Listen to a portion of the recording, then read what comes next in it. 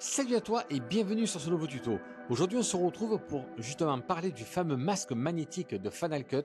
C'est une option qu'on atteint depuis très longtemps. Elle facilite le détourage, je dirais, d'objets ou de personnages dans vos films. Alors j'ai eu très peur que cette option soit vraiment que gadget, mais on a essayé de repousser dans ses retranchements et on s'est rendu compte qu'elle était redoutablement efficace. Pourquoi je peux dire qu'elle est efficace? Parce que les exemples que je vais vous proposer aujourd'hui sont faits au téléphone portable, pas dans une super résolution, dans des éclairages parfois un peu compliqués, et surtout où l'objet et les personnages qu'on va vouloir détourer est vraiment fondu dans un décor.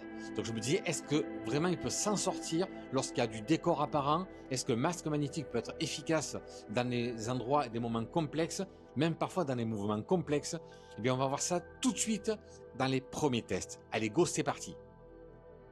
Alors j'ai déjà préparé ma timeline avec la duplication donc de mes pistes vidéo. J'ai ensuite aussi sélectionné les effets que je vais vouloir mettre en évidence grâce au masque magnétique. Voilà, j'ai déjà tout préparé pour qu'on se consacre essentiellement sur le test du masque magnétique.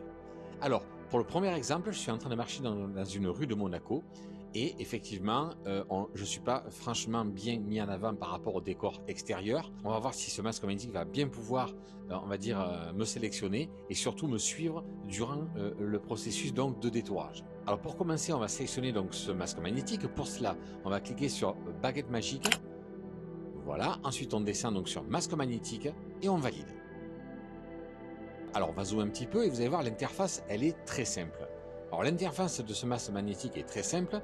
Ça commence avec ce plus et moins qui va correspondre donc à ce petite pipette qui va permettre de sélectionner les zones de votre masque magnétique. Donc le plus pour ajouter dans votre masque et le moins pour effectivement retirer de la sélection. Là c'est pour lancer le calcul du masque magnétique. Ici, c'est pour utiliser donc la sélection de manière différente que par une pipette. Là, c'est sous forme de pinceau. Pareil, on peint comme sur Photoshop les zones qu'on veut conserver donc pour le masque magnétique ou les zones qu'on veut soustraire. Ici, ça va permettre de sélectionner un nouveau masque magnétique dans le même plan. Donc ça, c'est super pratique. Ça permet de sélectionner donc plusieurs masques magnétiques sur une même séquence vidéo. Allez, go, c'est parti. Donc avec l'outil pipette, on va déjà commencer par tenter de me sélectionner. Alors c'est plutôt bien sélectionné, mais il y a quelques imperfections. Encore une fois, c'est normal, on est dans un décor, c'est vraiment pas facile pour qu'il puisse bien me reconnaître. Donc pour corriger cela, donc c'est pas très compliqué, on va jongler entre ce moins pour retirer de la sélection et le plus pour en rajouter afin d'avoir un masque qui nous convient.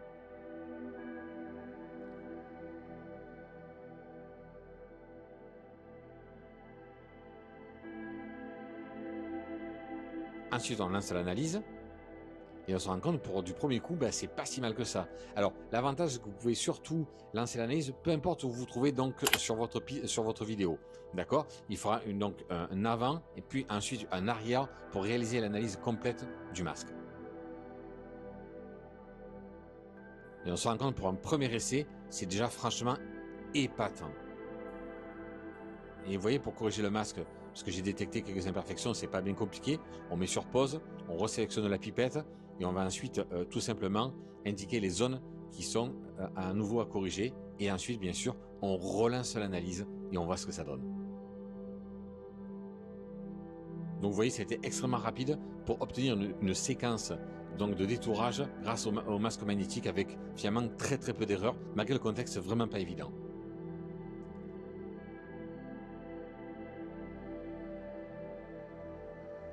Alors on va réactiver maintenant les effets pour voir un petit peu ce que ça donne. Dans mon cas, c'était ces fameuses flèches lumineuses montantes descendantes. Et bien voilà, on lance, voir ce que ça donne. Et je passe parfaitement devant ces flèches-là. Tout ça, vous voyez, ça a été fait dans un temps record. Non, détourage, nickel. On va même se permettre de rajouter un petit effet lumineux. Alors on va rajouter cet effet directement sur la vidéo où on a déjà inséré ce masque magnétique. Et ça va nous permettre comme ça de rajouter un petit effet lumineux. Voilà. Tiens, c'est pas mal. On va faire quelques ajustements. Voilà, pour le rendre un peu plus intense. Et lancer la lecture une dernière fois, voir ce que ça donne.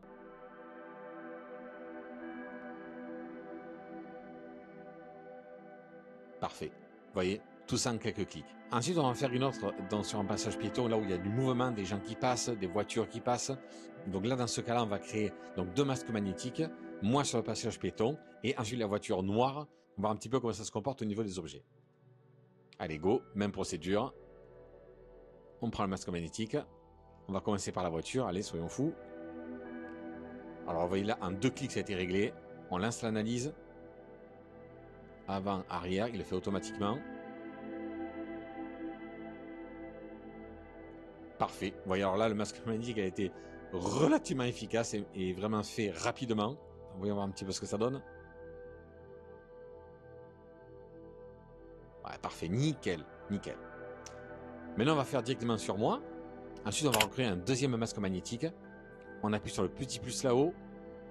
Là, vous voyez, là, pour cet exemple, il devient vert. Et en quelques secondes, tu vois, on va réaliser la sélection de ce nouveau masque.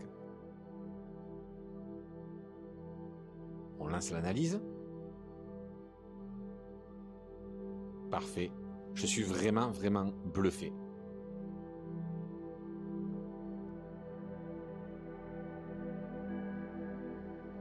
On fait un test pour savoir comment les masques se comportent. Ben, voilà, c'est nickel. Que dire de plus? C'est nickel. Là, on va plus qu'à cocher. Alors, j'avais déjà sélectionné l'effet. C'est un effet un petit peu de téléviseur ancien, un peu rétro. On va ensuite rajouter une transition douce afin que l'effet apparaisse. Et on voit effectivement, on voit la voiture et moi-même sur lequel a été piqué l'effet. Tout ça en quelques secondes. C'est parfait. Un nouvel exercice. Alors là, je voulais me confronter à des mouvements rapides et je voulais voir ce que ça pouvait donner en termes donc de masque, ce qui était capable de pouvoir le suivre en bougeant donc l'objet très rapidement. Eh bien, on voit que oui, bon, bien sûr, il y a quelques petits ratés, mais par contre, c'est vraiment encore une fois bluffant parce qu'il suit parfaitement l'objet. Hein. Voilà, on va corriger le doigt qui a été pris également à un moment donné. On prend donc la sélection moins, on retire le doigt qui n'a pas fonctionné. Voilà, tu vois, ça fait une petite erreur, ça m'a enlevé une partie du stylo, mais on recorrige avec justement le petit plus. Voilà, on corrige ça. Et on va relancer après une nouvelle analyse. Voilà, on a fini un petit peu quand même le masque. Et on relance l'analyse.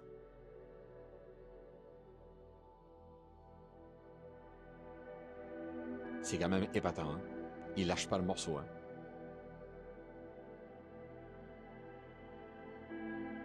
Que dire? Génial. Hein.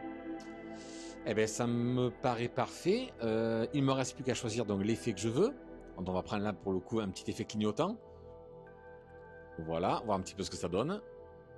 Et regarde ça. C'est pas épatant.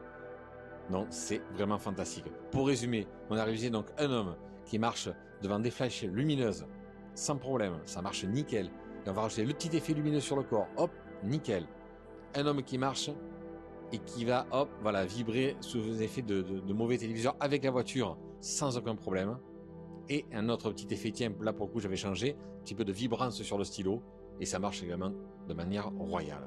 Tu pourras t'amuser à faire des effets créatifs à gogo en sachant que on l'a vraiment quand même poussé dans ses retranchements avec une qualité d'image moyenne, des contrastes assez moyens, des décors très fortement prononcés derrière nos sujets et ça remplit le job de manière royale. Donc si tu veux t'amuser, n'hésite pas une seconde à connaître cet outil, essaye-le, essaye vraiment de l'adapter à tes besoins. Essayez de voir un petit peu, de le combiner aussi avec des effets que Final Cut te propose. Enfin, en tout cas, il y a des portes qui s'ouvrent vraiment sans plugin qu'on peut rajouter. Pour le coup, ça fait partie de la boîte à outils de chez Final Cut. C'était un vrai gap franchi par Apple. Eh bien, écoute, j'espère bientôt te retrouver dans un nouveau tuto. Et en attendant, amusez-vous bien. Salut!